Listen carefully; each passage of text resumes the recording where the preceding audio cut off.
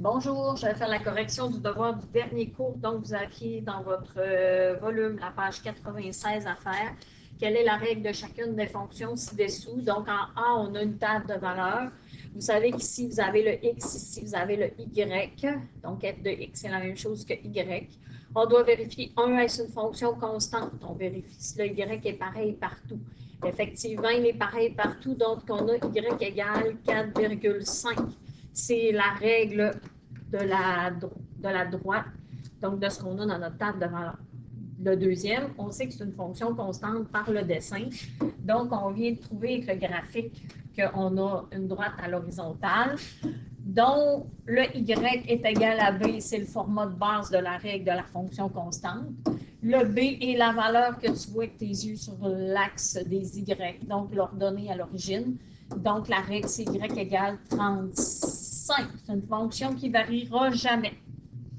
Le numéro 2, on l'a déjà fait en classe, je vais le refaire. Lisanne décide d'adhérer au forfait à transaction illimitée de son institution financière.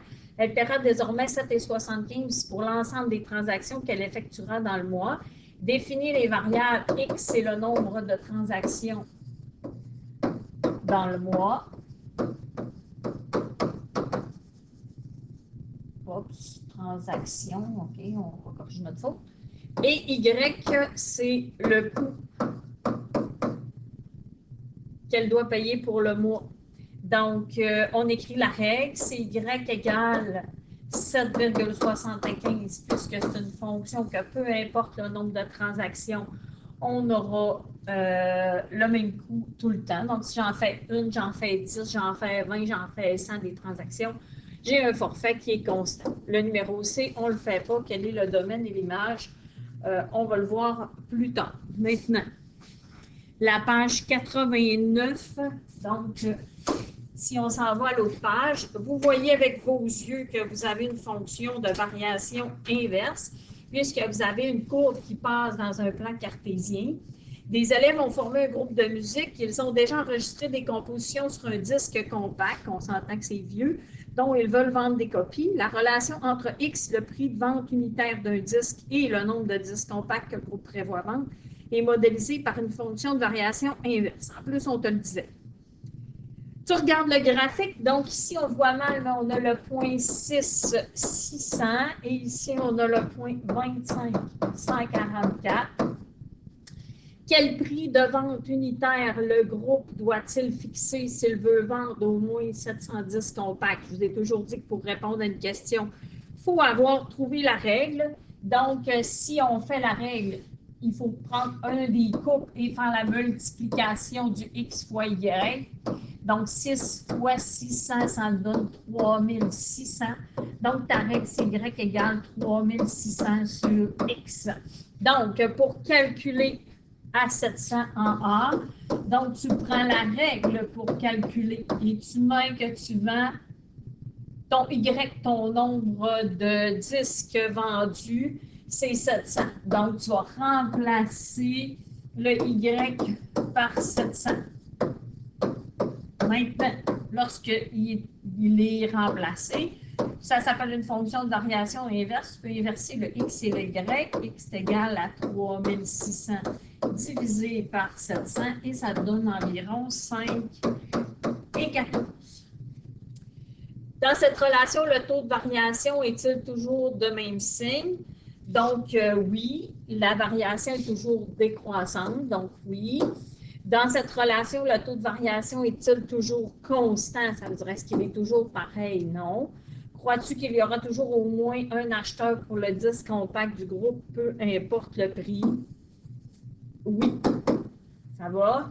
Donc, c'est votre numéro sur la variation inverse. Dans un examen, on peut avoir une question comme la A et on peut avoir trouvé la règle. Il faut se rappeler qu'on ne trouve pas de règle. On ne répond pas à une question sans avoir trouvé la règle dans l'examen.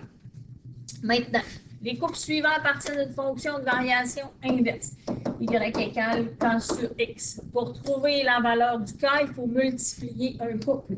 Donc, en A, on a le couple 2, 36. Donc, tu fais la multiplication de 2 fois 36, ça te donne 72. Ce qui te donne que la règle, c'est Y égale 72 sur X.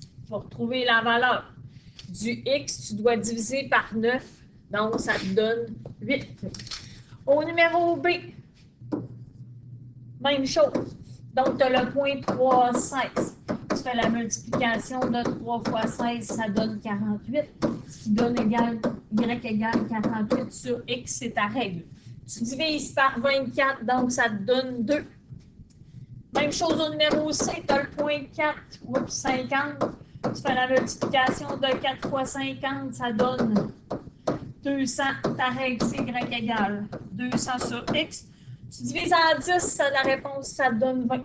Et au numéro D, tu as le couple 5, 2. Tu fais la multiplication.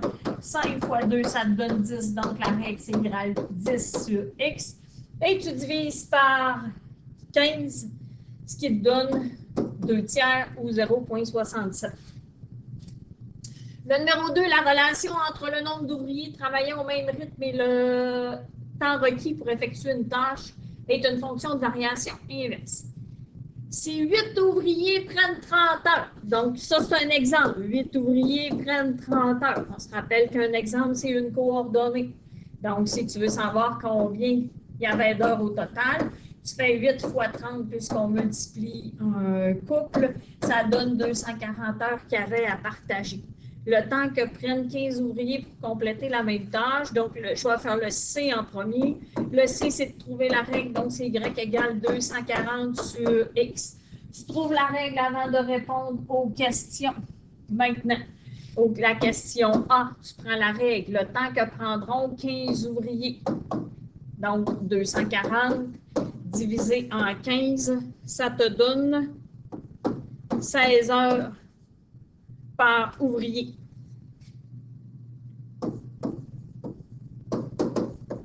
Maintenant, le B, le nombre d'ouvriers nécessaires, si on met 20 heures, tu reprends la règle. Et tu peux inverser ton X et ton Y si tu as mieux. Donc, ton X, c'est ton nombre d'ouvriers. Ton Y, c'est les heures par ouvrier. Et les heures, on a dit qu'on a 20 heures. On fait notre division et ça donne 12 ouvriers.